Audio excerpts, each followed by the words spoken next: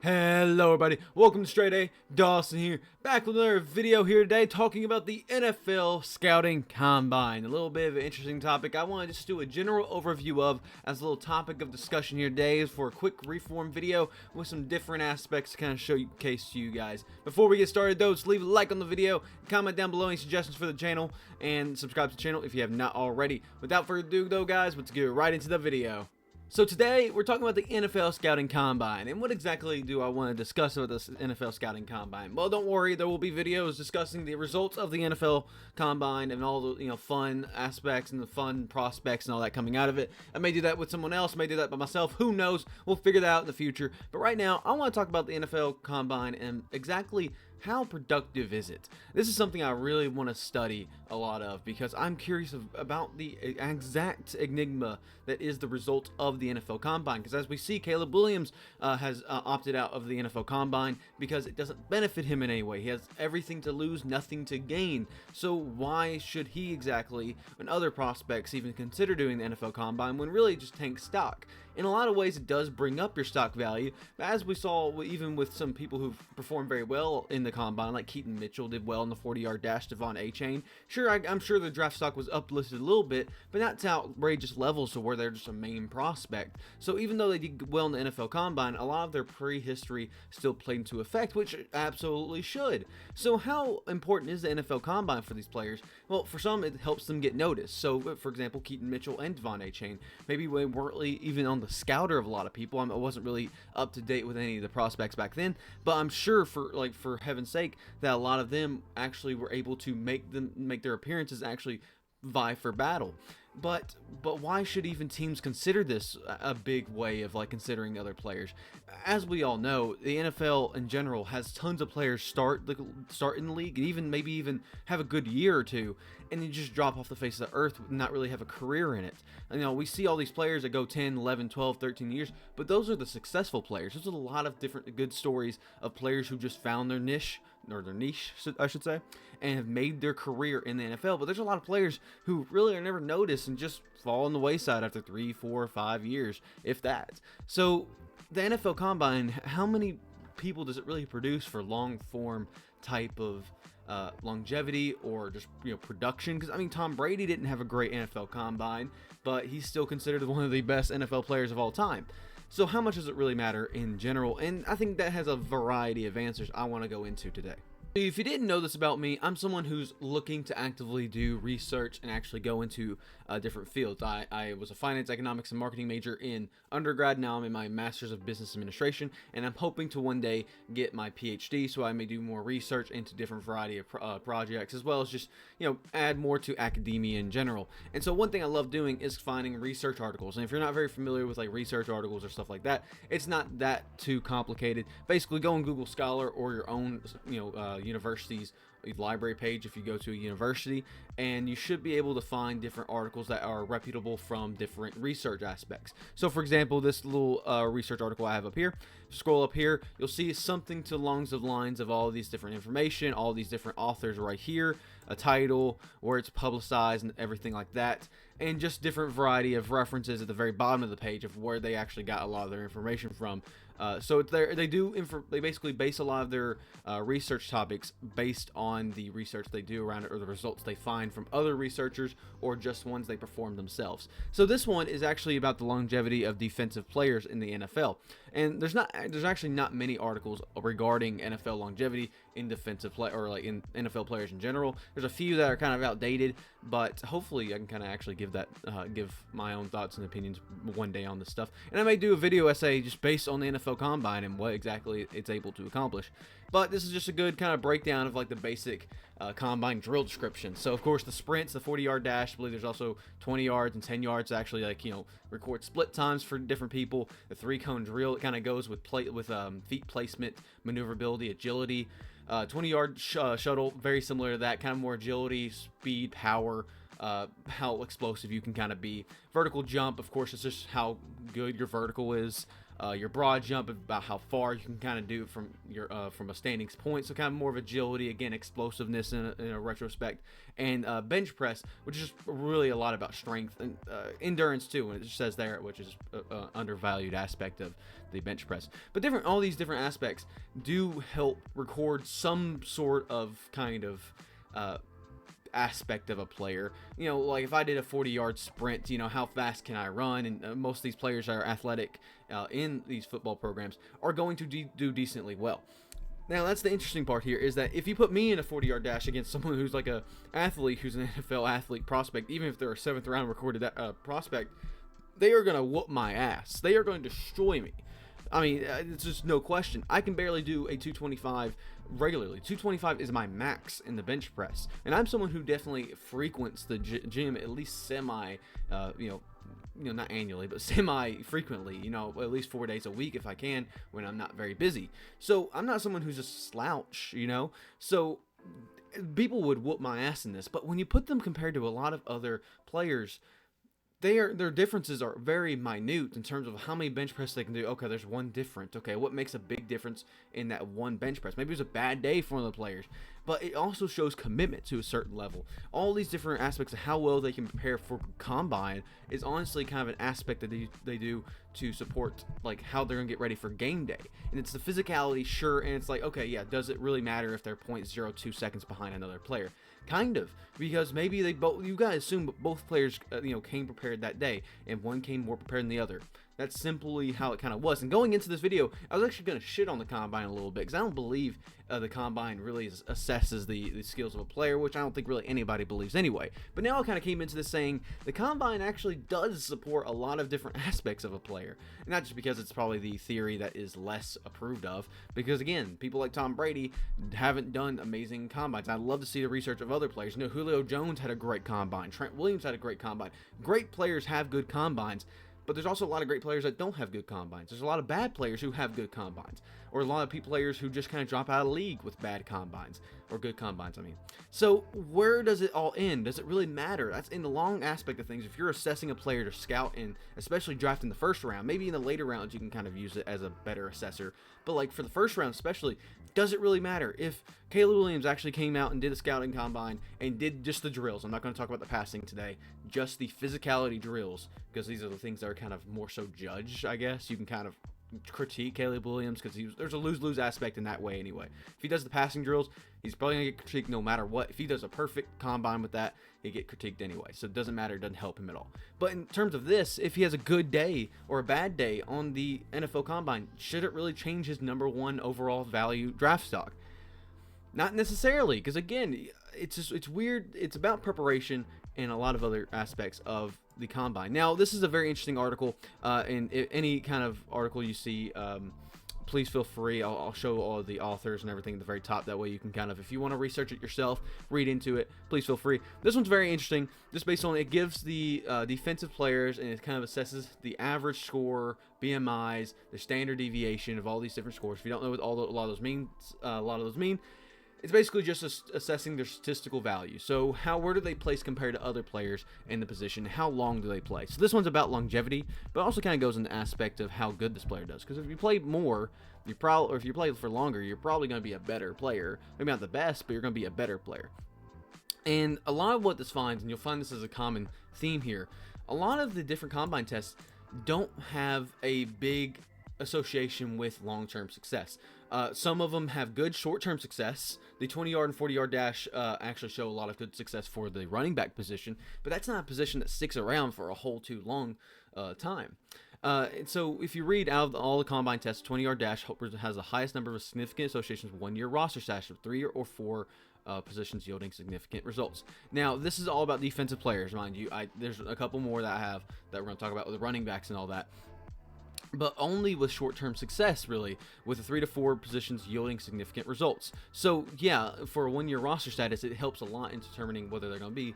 But we found a significant association with the shuttle results and 5-year roster status for all 4 defensive positions. So stuff like the shuttle apparently has a more long-term basis of how well that player is going to do. So, kind of revising all of that, because I kind of went all over the place. With the sprinting positions, or sprinting results. They only do short-term success, so it kind of gets out to that explosiveness. It's kind of the mindset of all these running quarterbacks usually don't have long careers. If you look at everybody aside from Michael Vick and hopefully Lamar Jackson now, if you see Robert Griffin III, Cam Newton, Colin Kaepernick, they don't have long prime quarterback results, and that's the same case for a lot of different running backs, also because the running back position is a very physical sport.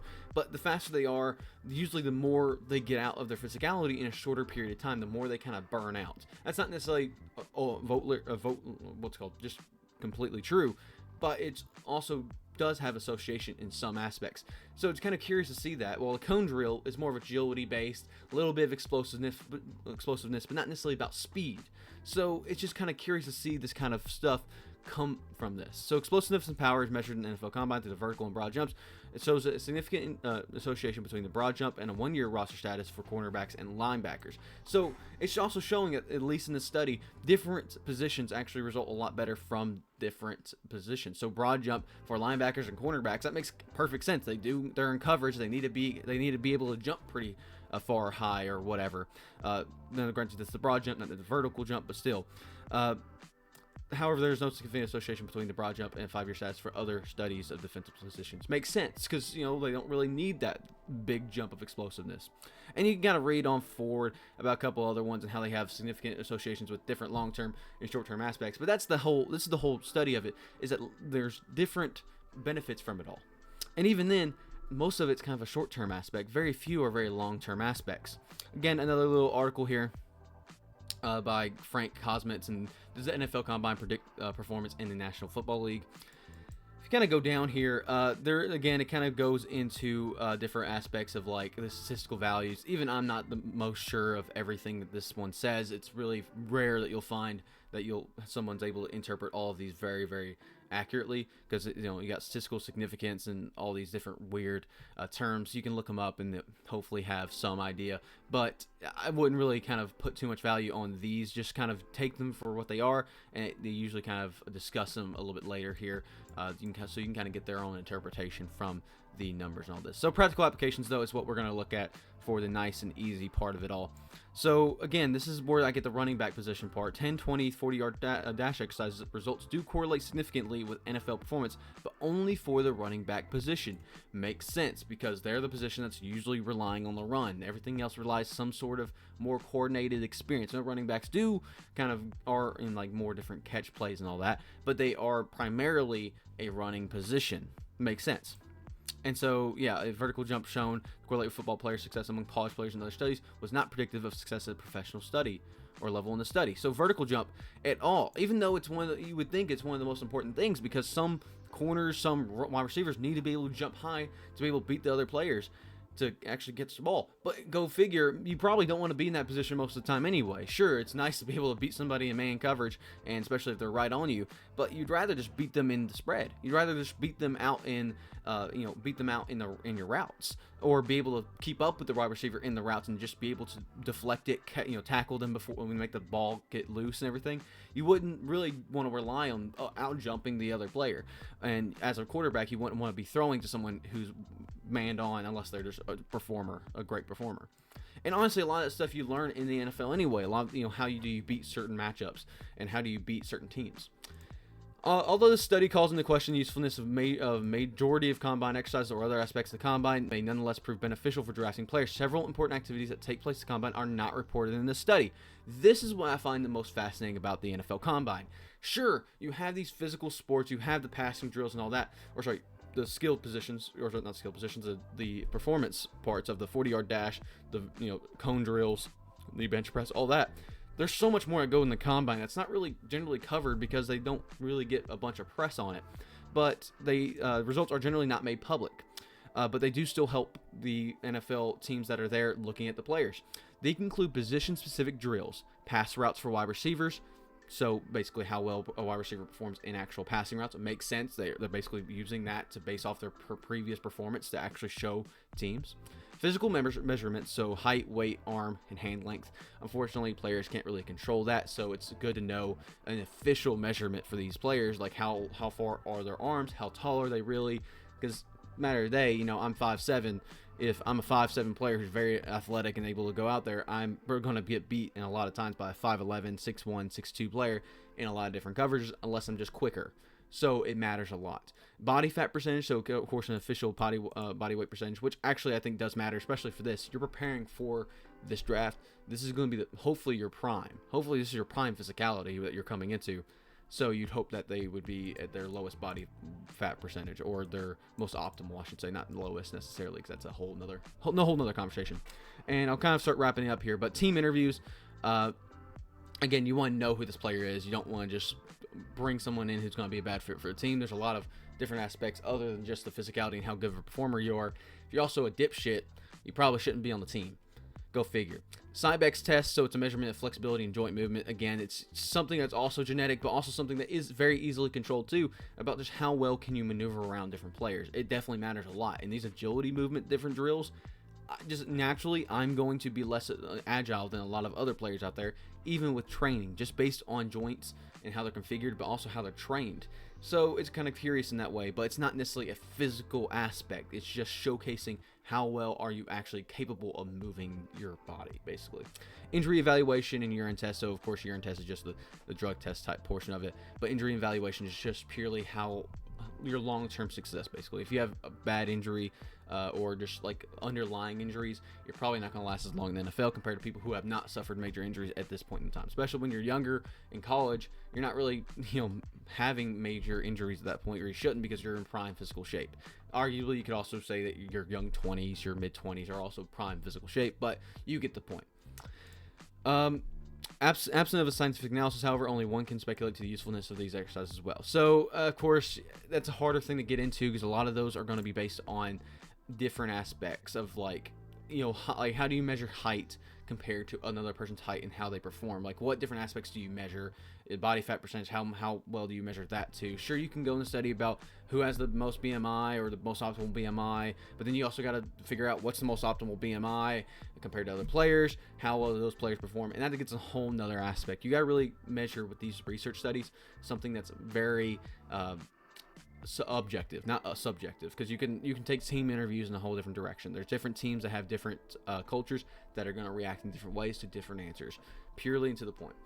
And this kind of goes into a little bit more about just a little bit of the aspects of like how players and coaches should assess, and it just kind of goes into showing that there's not a whole lot of data that actually supports the fact that certain exercises support performance. It's just there's not major significance value that could be found from this. And I believe this study was performed from 2005 to 2015 prospects in the years of 2005 through 2015, I believe. You can go and study this yourself if you'd like to. So it's fascinating seeing how well different players are actually able to perform. And again, sure, there's a lot of great players that perform very well, but there's also a lot of bad players that perform very well. So how well does that balance? And for the most part, unless you're basically a running back from what I found here, or certain defensive positions in different outlines, or different aspects of your physicality, you don't really benefit a whole lot from it. And honestly, even those, I don't think these studies are necessarily full force flesh. This one's probably my favorite, just because it kind of breaks down data in front of you and doesn't really just kind of tell you some different stuff. It actually shows you more, show not tell. So I like this one a little bit more for the running back, but I think this one with the defensive ones is interesting at least. And again, I would love to see different aspects of this. Final one I'm going to go over here is kind of just an interesting little discussion post from another little research study from the University of California at Berkeley. Again, 2016. This is probably the newest one I could find, really. There's a couple of different articles that are a little bit newer, but not like research articles. So it's kind of curious. Well, again, we'll kind of show, it kind of goes to these correlation drafts and kind of showcases like, oh, here's some data that you can go, and here's the different positions, and describing them, blah, blah, the different methods they use, blah, blah. It's all the boring stuff, but same things we talked about before. It definitely comes as a surprise to most of the combine results lack of any prediction power for neither draft order nor NFL performance. It's fascinating that this has made a statement for that, but that basically says that no matter how well you perform, it really doesn't matter how well your combine basically lines up. And this is, again, only talking about the physical aspects that are able to be measured. You're rarely going to see somebody try to critique an NFL passer and try to rate them. Sure, you got grades online you could look at and go base it off of, but even that, it's more of a subjective value. It's kind of like reviewing a movie. Raw athleticism may not be as important as people make it to be on a professional level. Frankly, every player who has made it to the NFL probably has enough athletic potential to become an elite player. Exactly kind of what I said before. If you put me out there, I'm going to get destroyed by everybody. But even players that are probably quote-unquote worse are going to do various levels of better or worse than players that actually perform better. So simply, again, using Tom Brady because he's the easy example. Tom Brady didn't have the best combine, but he's probably one of the best quarterbacks in the league that's ever seen the NFL. Even if you take his Super Bowls away, he's still one of the best performing and most longevity-based quarterbacks. After that, work ethic, motivation, attitude are really what takes it to razzle dazzle. Again, kind of talking about those other aspects of the NFL combine. Moreover, players with all those values are quite likely to stand out even in the college years, and one's true talent should really reveal itself on the football field rather than the combine, especially when there are other many factors that can test one's mental strength, such as weather issues and crowd noise. So it's a good point. Again, with college performances, and especially teams and different leagues and how well you play against them and how well you perform on the field, that you have a much larger sample size than one day at the NFL Combine. At the end of the day, it's great to use the NFL Combine as a nice little spectacle, see how these players actually prepare and perform on a grand stage. But at the end of the day, it really doesn't matter if you haven't already scouted them a whole lot before. You shouldn't really base them off of, using Madden as a good example. I use a lot of my drafting potential on the NFL Combine, but in reality, I really shouldn't. Sure, I have grades. I also go by the grades, but a lot of people are like, oh, that person's first because they're the fastest. Yeah, it's really cool to bring the fastest player on board, but if they're not getting good, then it doesn't matter. Put Usain Bolt out there on the field. Yeah, sure, it's cool to have him that he can be really speedy and possibly go down the field faster than anybody else, but he might get outmaneuvered, out-caught. He may not be able to catch. He may not be able to run routes. It's just simple, that physicality does not showcase the full-fledged force of it all. And again, I don't think I'm saying anything new in that aspect, but I do think the Combine does get people in a certain game day type ready. And again, I'm curious exactly how much does the Combine affect teams' scouting reports, and how much does it affect teams' draft potential, as well as just how much does it affect stock in the grand scheme of things. I know some players go down a round or two, but it's mostly because of the injury aspects that they find out during the performance, not really necessarily because they're passing. And even then, I'd argue that, like last year, let's say C.J. Stroud versus Bryce Young, that was a discussion for a while, but Bryce Young was still pretty much unanimously won. But it was not based on anything big. It wasn't because Bryce Young performed way better in Combine or anything, outrageous. Just that he was a better player before. And C.J. Stroud, even when the whole Wonderlic test came out, it really didn't affect his draft stock at all, because sure, there was a couple other quarterbacks that could have been taken over him. He was still number 2 pretty easily, and people argue that he could have been number 1 at the moment too. Some people don't remember that because it's like looking through rose-tinted glasses, but it still makes sense. Either way, it's a nice little discussion with the NFL Combine. I'll be reviewing the success of all these different players, and hopefully kind of giving maybe some grades or something along those lines of these different NFL performances. And hopefully in the future you'll see a video about the NFL Combine from me with my own research and own data put out to it. But I thought this would be a fun little topic to kind of talk with today. A little bit longer of a video, shorter of a video, however you want to interpret, or whatever videos you watch on this channel. But I appreciate you all watching and staying tuned with my TED Talk and kind of going over all of these different aspects of the NFL Combine. If you did enjoy, please leave a like on the video and subscribe to the channel if you have not already. StraightA Dawson, out.